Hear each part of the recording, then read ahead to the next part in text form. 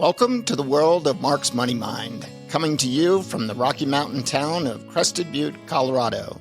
I am your host, Mark Troutman, CFP.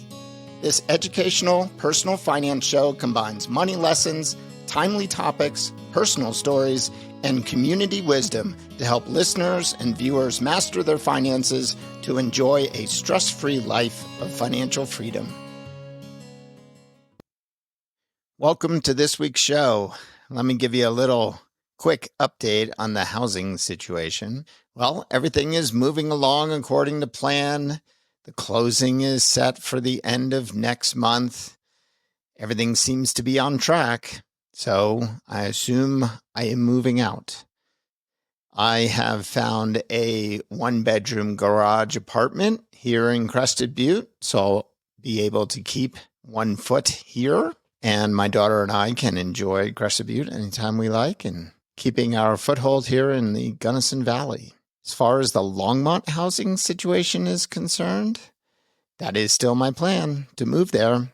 I have my eye on a property that may become available, but we just don't know yet. I also have some options for renting, either long-term or short-term. I have quite a bit of travel coming up, so I haven't exactly figured out if I will just stay with the one-bedroom apartment I have in Crested Butte or also try to rent something in Longmont. One of my travels is pretty extensive at the end of the year, so it may be just as easy to leave a lot of my stuff in storage, and we're going to talk about stuff today. But while I'm on that trip, maybe I don't need a long-term rental other than the one I have here in Crested Butte, which is fully furnished, and I really just need to bring a bag, my clothes. So that's kind of where we stand. I kind of like to think once I do get a place in Longmont, I'll be straddling the Continental Divide with 1 foot on each side. 1 foot on the Front Range and 1 foot on the Western Slope, as this side of the divide is called. I have a big trip coming up at the end of this week for 2 weeks going to the Mediterranean. I am going with my daughter, my mother, Becky and Steven, and Roger and Lisa, another couple that is part of the Rock Retirement Club. So we are looking forward to having an awesome time. We are going to be going to Greece and Croatia and Italy. So that should be a fun time. And so part of this whole big push to get everything done was so that I could enjoy this vacation. So you may notice behind me, the furniture is a little bit rearranged. I am still in the same location. There's no longer a couch there. I just moved the 2 chairs to make it look a little bit more organized. You'll notice a TV in the corner. And again, this is if you're watching it on YouTube. So feel free to jump over to YouTube to see what's kind of going on here. But I am still in the same house. And like I said, should be closing at the end of September. The one thing I haven't quite figured out yet is how I am going to release the next few episodes. So I record these right before I release them. So I don't have a lot of episodes stacked up. And my plan as of the moment is to try and record and release episodes from the road. So this will be kind of my first stab at doing that. If there isn't a show posted the following week, the week after you hear this show, you'll understand why. I am trying to do it, but I may have run into some technical challenges. I may be having too much fun on vacation. I noticed that this episode is episode 26, and I've been publishing weekly, so I've been doing this consistently for 6 months now. And I guess it's okay if I were to maybe miss a week. Haven't done it yet. Don't plan on doing it, but I just want to let you know that that is a possibility, and you will know why. So for today's episode, I thought we would talk about what I'm calling the Big Purge. And first, I'd like to give a huge shout out to Stephen and Becky Heptig. They were here for the past few days. They were also here once before, and they have been just an enormous help, helping me clear out, move some stuff out, and have this huge free cycle that I'll talk a little bit about. So instead of doing garage sales and posting stuff on Facebook Marketplace or the local marketplaces, I decided just to give everything away. And we're going to talk a little bit about that, the challenges of doing that, the benefits of doing that. And so again, I just want to give them a huge shout out. They've been so helpful. If you listened to last week's episode, you heard my daughter Katie and her friend Jessica. They were also here. They did a phenomenal job clearing out her stuff and taking a lot of things and really helping me with kind of decluttering, purging. Man, I've been doing so much purging. I've really been looking forward to downsizing for a while, but I had a lot of trepidation. I didn't know where to start.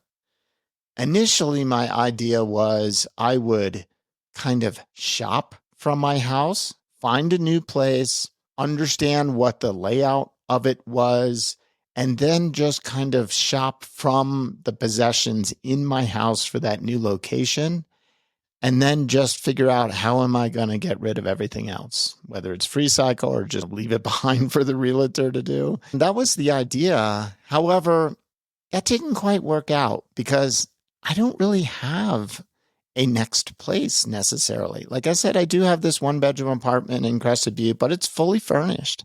I really just need to bring my clothes and I'm done there. But as you probably have experienced in your own life, you tend to accumulate a lot of things. So that's kind of what I wanted to talk about today, the Big Purge. And so looking back over the years, I think there was kind of one aha moment that I had, and this is going back a ways. And I remember we used to, my family, my daughter, my wife, and I would visit this island in the Caribbean, in the French West Indies. It's called St. Bart's. Before you get all crazy about how expensive that is, we would do it off season. We got a great deal. It was really actually pretty economical the way we were doing it. And the reason you may be familiar with that is that's the island in the book Die With Zero that he talks about loving so much. And I agree, it's a beautiful island. But what's interesting about that island is that the locals live in relatively small houses. They really are usually around 4 rooms. So there might be a living room, a bedroom, a kitchen area, and sometimes that's not even connected to the house. It might be in this separate little kind of building off the back. And they may have a second bedroom, for example, and a bathroom. And that's it. And we would walk down the street at night and just enjoy the evening. And I was always looking at these families that were locals there. And they were just sitting out on the porch, enjoying themselves, having what looked like the greatest time in the world. And it really made me realize that you don't need all this stuff to have a great life. In fact, all this stuff is probably getting in the way of having a great life. And I talked a little bit about this. I wrote a blog post a while back, and I'll link to it. It was called Who Let That Lifestyle Creep In? And it talked about how we had done this big renovation on this home and we were living in half of it while we were renovating the other half. And then we switched sides. And then when it was done, we realized it was just way too big. And it was this visit, or one of these visits to St. Bart's, that I realized that, that house we have back at home, it's just way too big. Too much stuff, too much responsibility. So that was kind of my first thought of, boy, wouldn't it be great to have less things, downsize? But it never really came to fruition in a serious way until very recently. Now, there were some other influences that I had after that time, since we've moved here to Crested Butte. And the two that I really can think of off the top of my head, I watched a Netflix documentary called Minimalism, and the two hosts were the Minimalists, and they have a blog. I think it's called The Minimalist. And I don't think it's on Netflix anymore. I think it's now on YouTube. I'll link to that one. And they were talking about really minimalism and downsizing to a significant degree. And while I thought that was interesting, I kind of felt like, I don't know if I could go that far. And then I met an awesome person at a Camp 5 Midwest a couple of years ago. Her name is Rose Lounsbury, and she gave this awesome talk. And that too is available on YouTube, and I'll link to that. And she was talking about a lot of different factors. So let me just jump back to the minimalist for a second and tell you a little bit about kind of the two aspects that these people had about decluttering and their approach to it and what I felt I resonated with. One of the things that I remember that I thought was really intriguing was one of the individuals, and I just forget their names off the top of my head, but one of the individuals, he decided to basically pack up everything, put it in boxes and label them very well, and access only the things he needed at that point in time. And then after, I think it was a 1-year time period, anything he didn't access would go. And I was like, well, in theory, that sounds really interesting, but I'm not sure I can literally pack everything up, label it, and do that approach. But it was intriguing. And I thought, well, that's an option. But then when I was listening to Rose's presentation, this one just resonated a little bit more with me. And she talked about removing the burden of your stuff so that you could free up time, you could give yourself some peace of mind and provide more clarity in your life. And I was like, okay, now I understand why I would do it. It wasn't just because there was a volume of things, but now here was a reason to do it. And I was like, wow, okay. Your stuff really does kind of control you in many ways. You need to move it. You need to clean it. You need to have a house big enough to fit it all.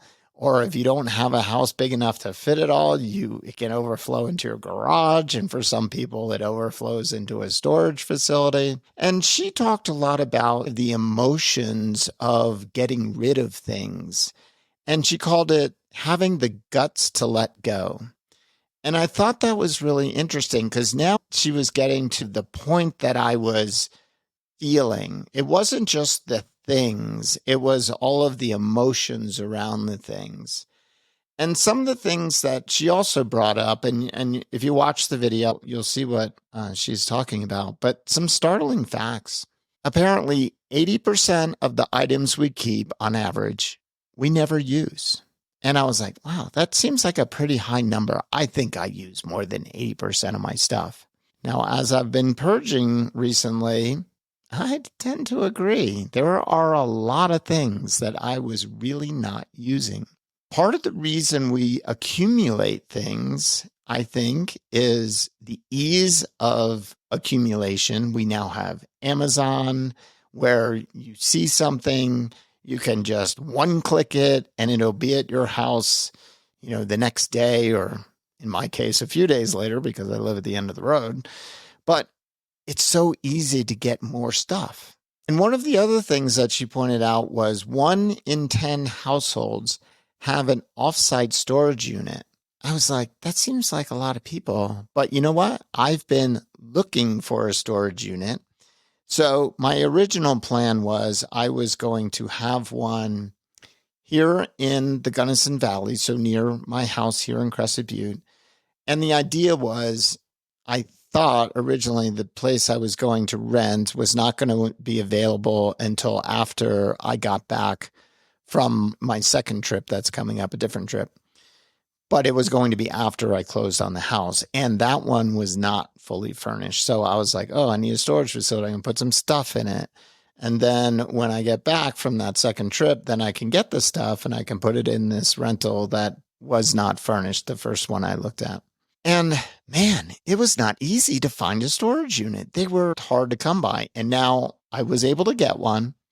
And now I'm reluctant to give it up because I'm actually not going to put any stuff in it right now because the place that I have here in Crested Butte is furnished.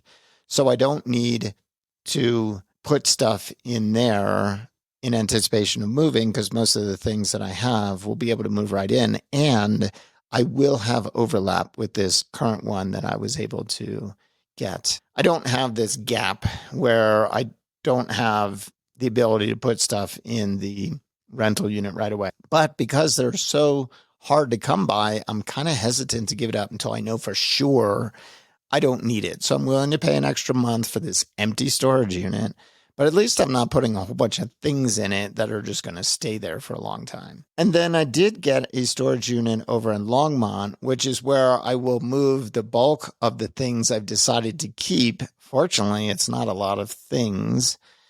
And I will put it in there and then hopefully find a place. And then once I do, I'll move it over. And we'll talk a little bit about how I did that, the minimalization of my things. But it was funny as I was going through this and thinking about the episode, I was like, George Carlin had this funny skit, and I'm going to link to it. And it's called his Stuff Skit. And it's very funny. He's done it for many years, and it's just hilarious. But he talks about how people just accumulate more stuff, and they have a house for their stuff, and then they buy a bigger house because they have more stuff.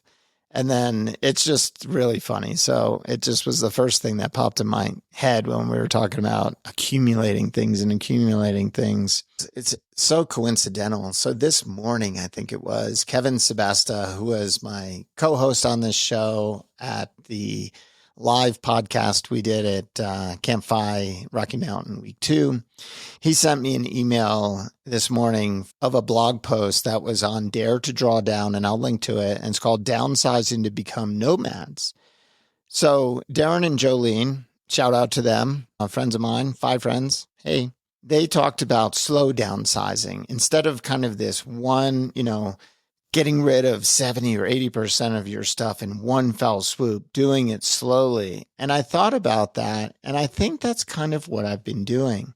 I look back at my experience on my possessions, I guess you would say, when my wife and I first got married. So initially, we were each living in our parents' houses, and we didn't have many things. There wasn't much stuff. You had a bedroom. Doesn't have a lot of things in it.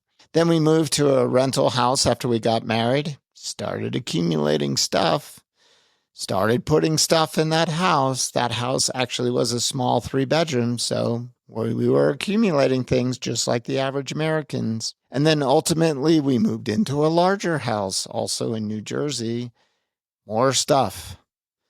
And then we moved into the Big Blue House in Warwick, New York, which is the house in the story of who let that lifestyle creep in.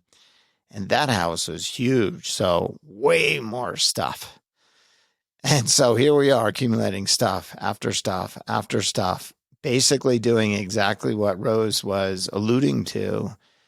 Our home size was increasing, and either it was increasing because we had more stuff, or we had more stuff because our home size was increasing. And then when we moved to Colorado, because obviously moving all of this stuff 2,000 miles can be quite expensive. And fortunately, the people who bought our house in New York wanted a lot of our stuff, or at least the big stuff. We were able to downsize a lot of things, but we still brought a whole bunch of things. So in that case, we used a moving company for a lot of things. We moved a number of things ourselves, but we also used a moving company. And I think when you use a moving company, it's a lot easier to I'll just keep that. And this time, moving now, I am moving by myself with the help of friends. And it's a lot easier to get rid of things when you actually have to do all the moving. Let me backtrack a little bit. When we moved to Crested, Butte, we didn't have as many things because we didn't want to move it across the country. But we bought this house, and guess what? It accumulated more stuff because why? There's plenty of room for it. And as we age and grow older, we accumulate things. And as long as there's room for it, you might as well keep what you had. And I think I suffered from, well, I might need it someday, so why would you get rid of it? That brings me to today. And my plan is to move to a much smaller house. It'll probably be half the size of this house. As I mentioned, I'm moving a lot of the things myself. I also have decided, because I looked around at all the furniture that we have, or I have now, and a lot of it was garage sale items. I don't know if it would fit in a new place. It's nothing I'm really attached to. However, this rug that, if you're looking on YouTube behind me, I definitely want to bring that. It's a really nice oriental rug that we bought right when my daughter was born. So that's one thing. So there's a few things I want to keep. But most of the items, most of the large stuff, I got rid of. And it was kind of an emotional challenge. Rose talks about dealing with emotions when you're purging items. And I definitely had to get in the mindset of it's okay to let things go. So things that were important, maybe I would take a picture of it instead of keeping it. But just getting comfortable with giving stuff away, which brings me to what I decided to do. And let me back up a second. One thing that Rose did mention, or actually I think it was Darren and Jolene mentioned in their blog post, they said, if you're a frugal or potentially even a cheap person, which I think many people in the financial independence community can at least say that they're frugal, parting with your things can be challenging. And this was definitely me. I looked at things in my garage and said, why would I get rid of it? It has some value. It cost me X. And if I sell it, I'm not going to get much for it. I should keep it because I might need it. And then I started thinking about having to move it. Where am I going to store it? How hard would it be to replace? Newsflash, not hard. You could probably find it. You might even be able to find it for free or very inexpensive, used on a marketplace if you need it. Fortunately, I am planning to move to a community where a lot of people share things. Everyone doesn't need their own rake and their own shovel because someone else will have a shovel or rake that you can borrow. So I just started realizing I don't need to have all of these things. I was able to overcome that emotional, attachment to things. And I know there's some other people out there that are probably dealing with the same thing. And I would say that, yes, there is this hurdle that you need to get over. But I can say, after purging a lot of things, and I'm going to talk a little bit about how I purge stuff in a moment, but purging a lot of things really lifted a lot of weight off my shoulders as things moved out of the house. And I realized I didn't need to care for this item anymore. I didn't need to clean this item anymore. I didn't need to decide where I'm going to keep this item anymore. There was this significant weight that was lifting off of me that I no longer had to worry about these items or think about these items. So how did I get rid of all of this stuff? Initially, I was thinking, well, maybe I'll have a garage sale. Maybe I'll try to sell things. But trying to sell things individually, to me, is just kind of a pain. You got to take a picture of it. People don't show up. They say they're going to come. They don't come. They change their mind when they do come. They ask you 50 million questions. And I just decided that was just too much effort, especially when you're talking about a large quantity of items. And I decided to just give it away. So I created a free cycle and I posted it in our local marketplace, both in Crested, Butte and in Gunnison, which is the major neighboring town. And man, a ton of people came. A lot of things went. I was even able to talk to some of the people that took the items. Initially I was thinking, there's going to be some people that come and just grab a lot of stuff and resell it. And I was like, that's not my intent. And that may have happened, but most of the people I talked to, they were like, oh, wow, I was really looking for something like this. And this is going to be great. I can use it here or there, or here's how I'm going to use it. Man, it just gave me so much joy that someone was going to benefit from this item that literally was one of the 80% of the items that I had not been using for who knows how long. And here was somebody who had a need for it right now. It's going to go in their 20% pile and not in their 80% pile. And yes, had they paid me for it, maybe it would have given me some more satisfaction. But you know what? Just the fact that it was going to a good home, it was not going in a landfill, gave me so much more joy than a sale could have provided. And so if you're watching on YouTube, I will drop in a photo of what ended up left. I don't know how many. I mean, I would say the entire driveway was full of things. And I took a picture of it today. I have now just consolidated it down to a pile of the things that were remaining. And there really weren't that many items. A lot of things that I was bringing out for the refuge company to take tomorrow morning. They said they would come and pick up anything that wasn't free cycled. And I measured it. I piled it up into a nice, neat pile so it was easy for them to load into a truck. And all that is left is a 7-foot by 9-foot by 4-foot cube of items. And most of it is this big desk that I got that got damaged when it was moved from New York to here. So this was a desk I bought. It was a very large executive L-shaped desk that is very heavy, is very hard to move. And thank you, Stephen and Becky, for saying, let's go ahead and get that out while we're here, because that's going to be hard to move. And thank you for making that suggestion, because, man, I think about it now. Like my plan was to do it when I get back from this trip, and I think that would have been a big mistake. So we disassembled it, and it was quite heavy. And I had purchased that after we sold the Big Blue house, the house of the blog post, Who Let That Lifestyle Creep In? That person who bought that house wanted the desk that I was using. I was working at home at the time, and I needed a new desk. So I went on the marketplace there, and local marketplace, and I found a desk. Oh, here comes Milo. If you're watching on YouTube, here he comes. He's very confused about what's going on. I think he's not quite sure what's happening. Very confused. Anyway, so he's hanging out with me.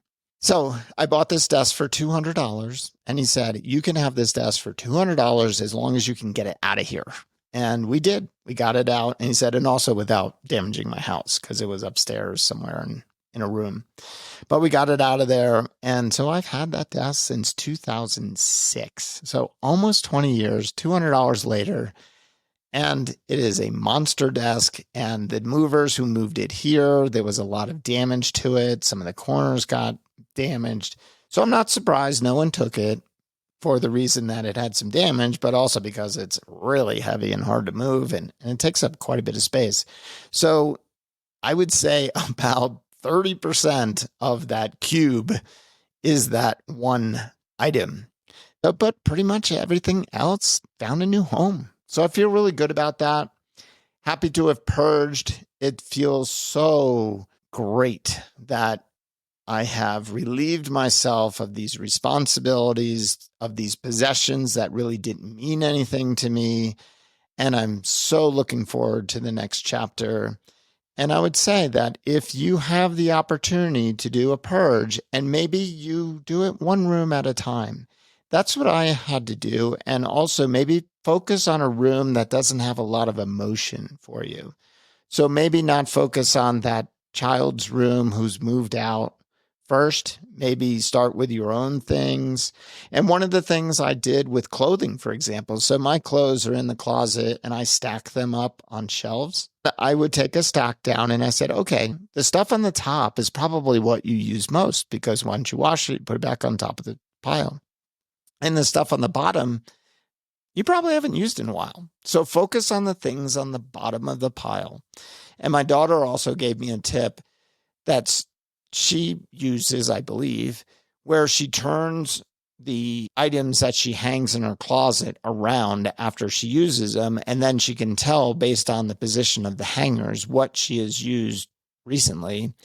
And I guess you could pick a time period like a year and say, well, if that hanger hasn't been turned around, that means I haven't used it in the last year. Maybe it needs to go. So I definitely did that. I went through my things, and I also found I had a couple of items in my closet that I was like, well, I have kind of an emotional attachment to these things. They were like Formula One shirts and things like that I bought at races. And I was like, they have some value. I don't want to have to go and try and sell them online. But I found this store who buys like vintage clothing, and they were super excited to get it, and they paid me quite a bit for it. So items like that maybe have some sentimental value, maybe you could find somewhere to get a new home for them that with someone who really appreciates it.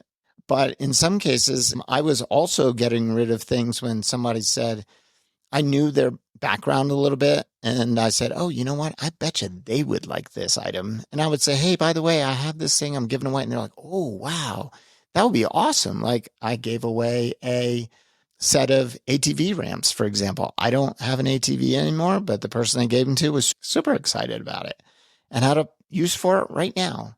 So, thinking about who might be able to use this item and maybe reaching out to that person and being able to give it away that way. And it just gave me a lot of joy to find that these items had a good home. And I know it sounds silly because they're inanimate items, but I did really feel like it was great to repurpose those items to someone who would use them now. And yeah, sure, down the road, they're not going to use them. And then hopefully they do the same. So I would suggest give it a shot. I had to do it because there was a deadline, a timeline. I have to be out of this house at the end of September. So I really was pushed to do this project as quickly as possible and to a significant degree. And had I not had that timeline, I don't know that I would have done it, or certainly to the degree that I did. So maybe give yourself a deadline, maybe have an accountability partner, maybe suggest to somebody else, we're going to do this together. Hey, I'm going to clean out my closet. If you do it too, we can meet up and have a celebration dinner or something as a result of getting it done. And so I found that having this reason to get this stuff done really pushed me to make it happen. And I would also say, if you're going to move yourself, and you will find that it's a lot easier to purge if you know that you have to move all this stuff, as opposed to have someone come in and do it for you. So that's about it. I just thought I would talk about the big purge and how it affected me. And this has been something that I have wanted to do for a long time and have been procrastinating on. And I have a reason to do it, obviously. And I can tell you, it's super satisfactory. It's a lot of work, but I am so happy I did it. And I am so looking forward to starting with a relatively clean slate with not a lot of items. In fact, I think I'm only taking 3 pieces of furniture, very small items that I think I might be able to use in my new location, regardless of what it is. So just a handful of items, a number of boxes, and yeah, the clothes that I've downsized to, and some recreational equipment. My garage, man, it was so full. And I got rid of, I would say close to 90% of the items in my garage are now gone. And it feels so good to not have to deal with that stuff anymore. And I know Steven took some of it. So Becky, sorry about that. That's Steven's fault, not mine. But hopefully he finds a home for it. And I know he is going to find other homes for it as well. It's not just going to his house. So Becky, don't fret. Anyway, I hope to have a show out next week. Stay tuned. Who knows where it's going to be recorded from? Probably somewhere in Europe, hopefully with a cool background. This background, I don't want to say it's the last time. It may be the last time you see this background, or certainly in this condition. I think a lot of the furniture and things like that, or anything that is left here, will be gone. So we may have one more recording from this location. But like I said, I have another cool location in Crested, Butte. I'm not quite sure what the backdrop will be like. I'll have to figure out how all the cameras are going to set up and all that stuff. But yeah, it's been awesome here. It's been an awesome 6 months. Thanks for hanging with me. And I look forward to the next 6 months of recordings. And again, you'll probably hear from me, I'm guessing, somewhere in the Aegean Sea. Stay tuned. See you next week. Hopefully. Thank you for listening to this week's show. Please click follow on your favorite podcast player or subscribe on YouTube to ensure you don't miss any future episodes. Also, please leave a rating and review for the show. This helps improve the ranking and enables other like-minded people find the content in their podcast players. If you would like me to answer a question on the show, please send it to mark@marksmoneymind.com and put podcast question in the subject line. Let me know your first name, or let me know if you would like to remain anonymous, and also your state of residence if you choose. I would also appreciate it if you would recommend this show to friends and family that might benefit from this content. See you next week on the Mark's Money Mind Show.